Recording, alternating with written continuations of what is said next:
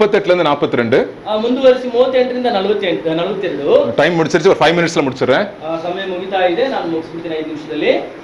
38ல இருந்து 42 வந்து அங்க வந்து அந்த காலத்துல வந்து என்ன பண்ணுவாங்களாம், 38ರಿಂದ 42 ವರ್ಷದಲ್ಲಿ ಒಂದು ಕಾಲದಲ್ಲಿ ಏನ್ ಮಾಡ್ತಾರಂದ್ರೆ, அங்க வந்து யாராவது உனக்கு துன்பம் செஞ்சா அவனுக்கு அதே மாதிரி ரிட்டர்ன் கொடு அப்படின்னு. ಅಲ್ಲಿ ಬಂದ್ಬಿಟ್ಟು ಮುಯಿಗೆ ಮುಯಿ ತೀರಿಸ್ತಾ ಇದ್ರು. ಯಾರಾದ್ರೂ ಏನಾದ್ರು ಹಾನಿ ಮಾಡಿದ್ರೆ ಆ ಹಾನಿನ ತಕ್ಷಣ ಮಾಡಿಬಿಡ್ಬೇಕು. அன்னைக்கு ஒரு யூடியூப்ல பாருங்க, யூடியூப்ல புதுசு காரியம் கத்துக்கிறோம். அன்னைக்கு வந்து ஒரு உலகத்துல வேர்ல்ட் சாம்பியன்ஷிப், உலகத்துல வேர்ல்ட்லே சாம்பியன். என்ன சாம்பியன் தெரியுமா அவன்?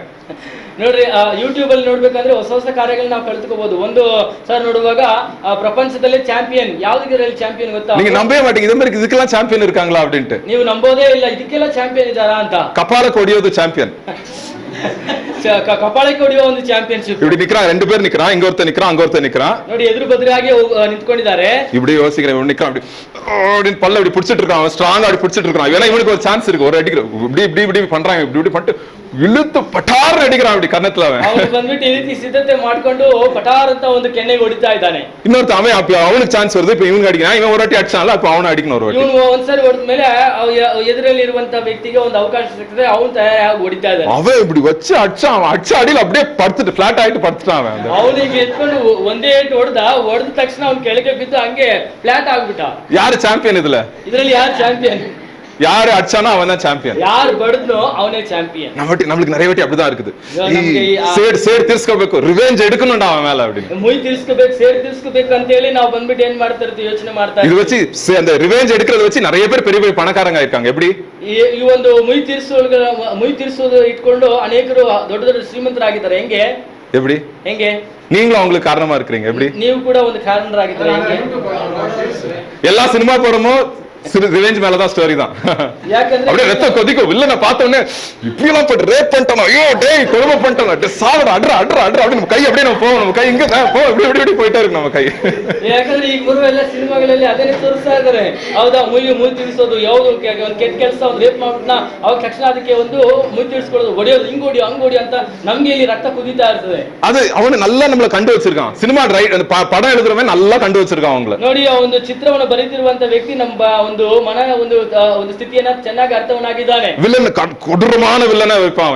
அவன் ಬಂದ್ಬಿಟ್ಟು ತುಂಬಾ ಕಠೋರವಾದ ವಿಲ್ಲನ್. அந்த வில்லன் அப்படியே ரொம்ப அவனை பார்த்தாலே எரிச்சல் வரும். ஜனங்களுக்கு அந்த தியேட்டர்ல உட்கார்ந்து இருக்கவங்க, டிவில பாக்குறவங்களுக்கு அப்படியே அவங்க உள்ள இழுக்குறான் அந்த படத்துல. அப்படியே வில்லனை கடுமையான வில்லனா காட்டுறாங்க அவனை. ಥಿಯೇಟರ್ ಅಲ್ಲಿ ಟಿವಿಯಲ್ಲಿ ನೋಡ್ತಿರುವಂತವ್ರನ್ನ ಒಳಗೆ ಆ ಚಿತ್ರದೊಳಗೆ ಒಂದು ತೆರೆಯೊಳಗೆ ಎಳ್ಕೊಳ್ತಾನೆ. ಹಂಗೆ ಆ ಒಂದು ಕಠೋರವಾದ ಒಂದು ವಿಲ್ಲನ್ ತೋರಿಸ್ತಿರ್ತಾನೆ. அப்புறம் ஹீரோ வந்து ரொம்ப நல்லவரா இருப்பார். ಅದಾದ್ಮೇಲೆ ಹೀರೋ ತೋರಿಸ್ತಾನೆ, ಅವನು ತುಂಬಾ ಒಳ್ಳೆಯವನಾಗಿ, ஏசப்பா போல இருப்பார் அவர். ಅವನು ಹಂಗೆ ಯೇಸು ಕ್ರಿಸ್ತನಾಗಿ, எதிரிகளை நேசிக்கிற போல இருப்பார் அவர். ಅವನು ಶತ್ರುಗಳನ್ನ ಸ್ನೇಹಿಸುವವನಾಗಿರ್ತಾನೆ. அங்க வீட்டுல போய் சாயங்காலம் ஷூட்டிங் ஆனவனே வீட்டுல போய் அவங்க வைஃபை படாபடான்னு நடிப்பார். அதெல்லாம் காட்ட மாட்டாங்க.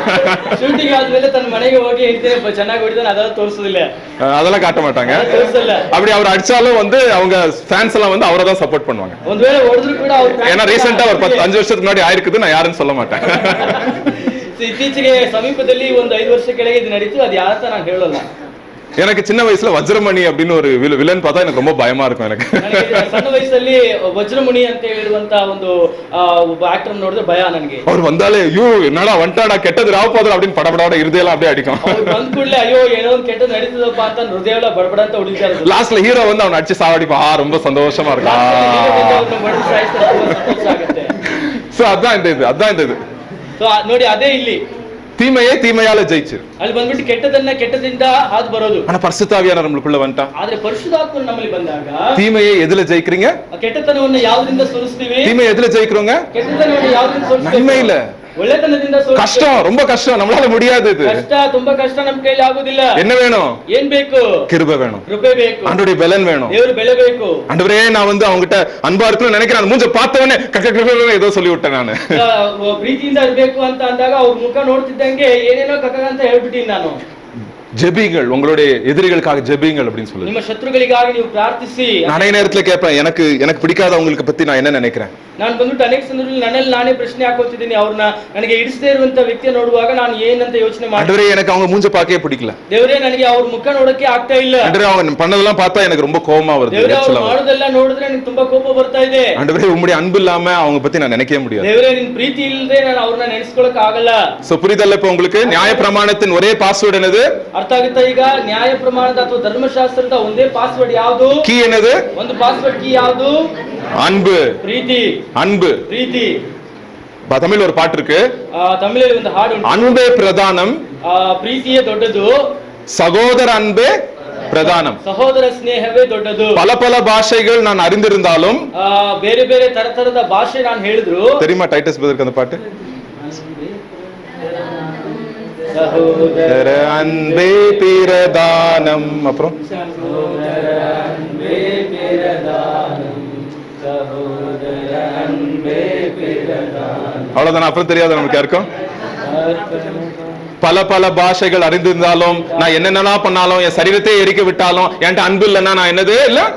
ஒன்றும் இல்லை, ஒன்றும் இல்லை. ಈ ರೀತಿ ನನಗೆ ಎಲ್ಲ ವರಗಳಿದ್ರು ಕೂಡ ಪ್ರೀತಿ ಇಲ್ಲ ಅಂದ್ರೆ ನಮ್ಗೆ ಏನು ಇಲ್ಲ. சரியா?